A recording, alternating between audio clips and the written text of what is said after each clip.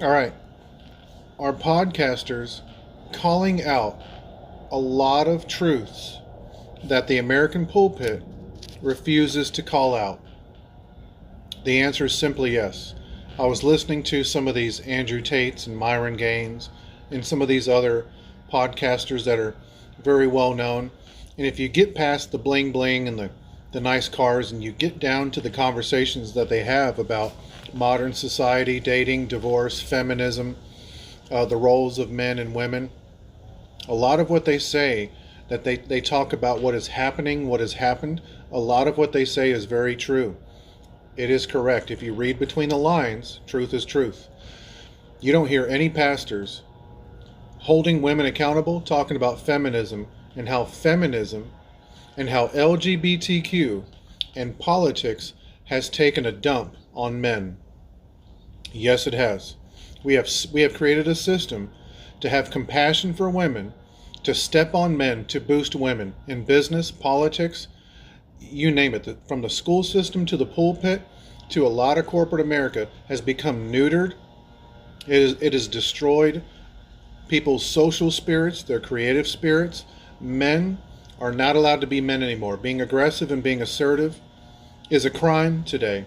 I noticed this with men. They're afraid to speak up and speak out. They don't know how to say no. They don't know how to set boundaries. They're afraid to be the one in the room to speak up because they don't want to offend anybody. I've seen this in the church Bible studies, and it's terrible. So let me add my flavor to what these podcasters are saying. I went to a church years back, and I had to have a meeting with the worship pastor and the pastor. A group of people got so offended by me, by something that I did that I never did, that we had to have a huge meeting about it. And I had no idea what they were talking about. Long story short, the pastor said, "You're a good man. I believe you. Your masculine presence offends people." What in the world?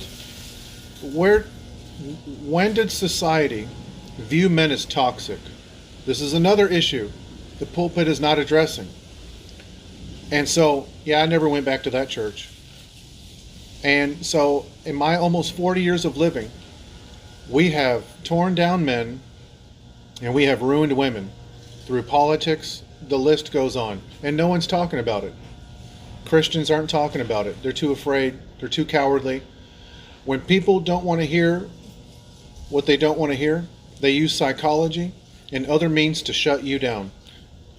We need men to speak up and speak out and do what's right and not give a flip what people think about you.